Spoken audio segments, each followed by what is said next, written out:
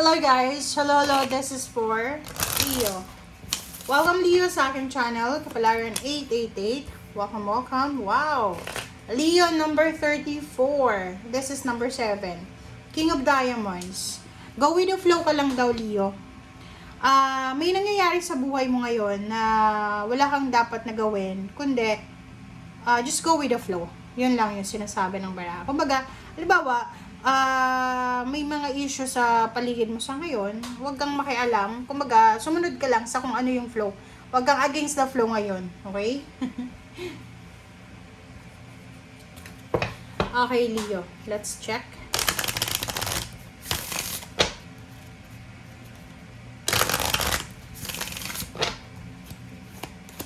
And at the same time, Leo, kailangan mo daw na kalmahin ang iyong emosyon. Okay? Parang halimbawa, kung anong nangyayari ngayon sa mundo, yung crisis, huwag kang masyadong magpanic. Huwag kang masyadong maging negative. Just go with the flow. Wala naman kasi tayong control dyan eh. Okay? Nangyari na. So, wala tayong magagawa eh.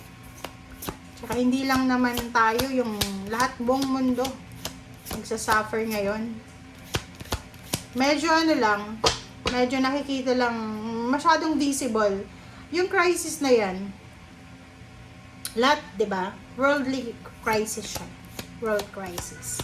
So, yung nakikita natin na visible siya sa mga middle class, and especially, masyadong visible siya sa mga country na mahihirap, syempre. Yung mga mayayaman na bansa, naghihirap din sila ngayon, pero hindi mo masyadong makikita, mararamdaman, is because mayaman talaga sila. Pero yung mga mahihirap na bansa, may crisis man or wala, talagang nagsasuffer tayo. It's because mahirap lang yung bansa natin. So, just go with the flow. Calm yourself. Baka may stress ka pa, magka-anxiety ka. So, just, kalma lang.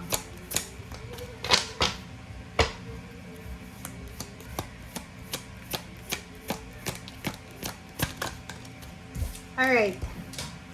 Deservingness. Okay, deservingness. Okay. Dito sinasabi ng bara sa'yo, Leo, na you are a beloved child of God.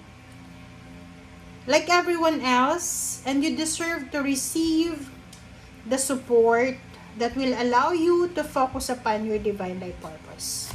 Even if you can't yet recognize your lovable qualities, trust that God and the angels can see how amazing you truly are. Yun, lahat naman tayo deserve natin yung blessings, diba? Sinasabi ng bara sa'yo na kung ngayon mismo sa kasalukuyan, hindi mo masyadong ramdam na ikaw ay pinagpala, you're blessed. Sinasabi ng bara sa'yo dito na magtiwala ka lang sa Panginoon. Okay? Just trust God. Lahat ng eto na nangyayari sa mundo ay may rason, may dahilan. So, just trust God. Okay? Deserve mong maging masaya, maging successful. Pero kung halimbawa sa panahon ngayon, nahirapan kang maging masaya, sabi ng bara sa'yo dito, kalma lang, kumalma ka lang. And ask God's mercy. Kasi Panginoon talaga yung may kagustuhan Panginoon talaga ang may control sa lahat.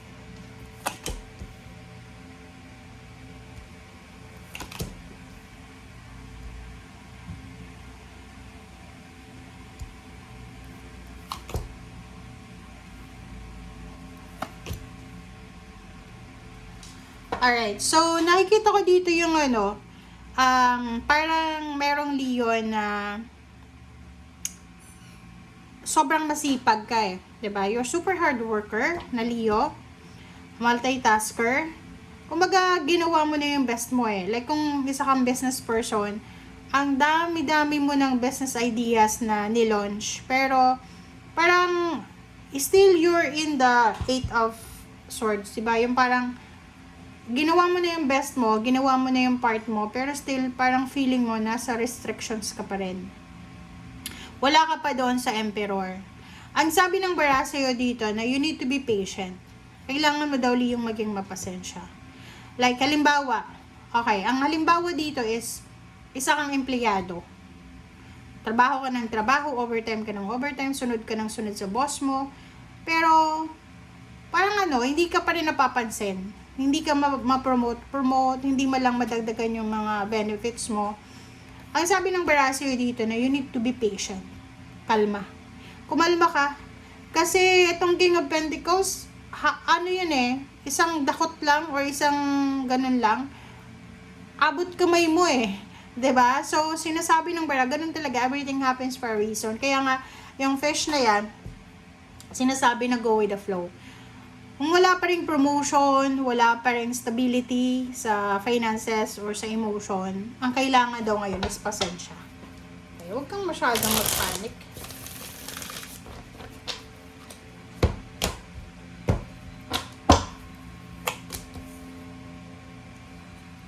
Diba?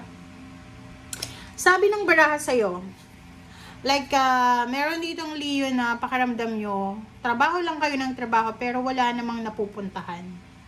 Ang sabi dyan sa'yo, ng 8 of Pentacles, tsaka the World, huwag ka daw masyadong mag-alala kasi lahat ng pinagpapaguran mo sa ngayon, lahat ng sinasacrifice mo sa ngayon, ay may kapalit yan.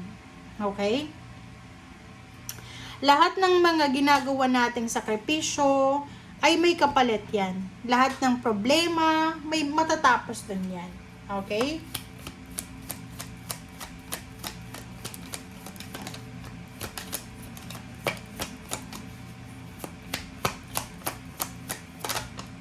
Alright. Ace of Rods. O yun, diba? Like, Leo, kung pakiramdam mo, restricted ka pa rin, yung ginawa mo na yung best mo, ginawa mo na yung lahat, tapos ganun pa rin zero pa rin, nasa ilalim pa rin. Sabi ng Ace of Rods sa'yo, no, kahit walang nangyayari, kahit wala kang nakikitang progress or growth sa buhay mo, maging excited ka pa rin, still be excited, okay? So, yung Ace of Rods dito is excitement. Kailangan mong maging excited sa araw-araw. 'Di ba? Kahit walang blessings, kahit walang nangyayari, parang stagnant, 'di ba? Wag nating ibababa yung mga, or wag nating aalisin yung mga pangarap natin sa buhay. Kasi yung mga pangarap natin, yan yung nagdadala sa atin ng motivation and confidence. Okay? The Emperor, 'di ba? Leo, ihanda mo yung sarili mo. Prepare yourself because there's a celebration coming para sa'yo. So, yung hinihintay mo na salary increase, higher possession, reclaiming of your power, healing, money, lump sum of money, victory and success, financial, emotional stability and security, makukuha mo yan. Okay, Temperance. Magician. Diba?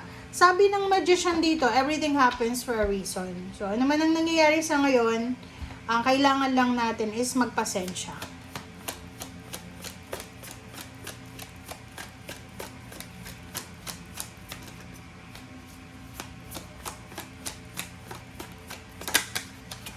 Okay, last card natin is Justice. 'di ba? Leo, there's a good karma coming. 'Di ba? Lahat ng pagod mo, may kapalit yan na victory and success. Lahat ng mga ginagawa nating mga efforts, pinagpapaguran, sakripisyo, mayroon yan nakapalit. So, sinasabi ng barahan na ihanda mo ang sarili mo para sa good karma, karmic blessings. There's a contract signing, documents, new contract, old contract, renewal of contract, or whatever man, papers, documents na kailangan mong ayusin. And sa ilalim mo dito, 4 of Pentacles and Ace of Cups, nakikita ko sa'yo dito na yung matagal mo nang hinihintay na pagkakataon na makapag-ipon, yung matagal mo nang pangarap na magkaroon ng malaking halagang pera sa bank account, ay mapapasayo yan. So, sinasabi ng barasa ngayon, just go with the flow, be patient, isipin mo na deserve mo yung blessing. So, kung medyo natatagalan or hindi pa nangyayari sa ngayon, nasa stagnation ka pa, nasa 8 of Swords ka pa, still maging excited ka araw-araw, gumising, isipin mo na everyday is a blessing. Everyday ay may mga blessings tayo na matatanggap. So, kung may problema sa past, just let go of the past. And, kumbaga, wake up happy and contented. Okay? Thank you guys. Bye!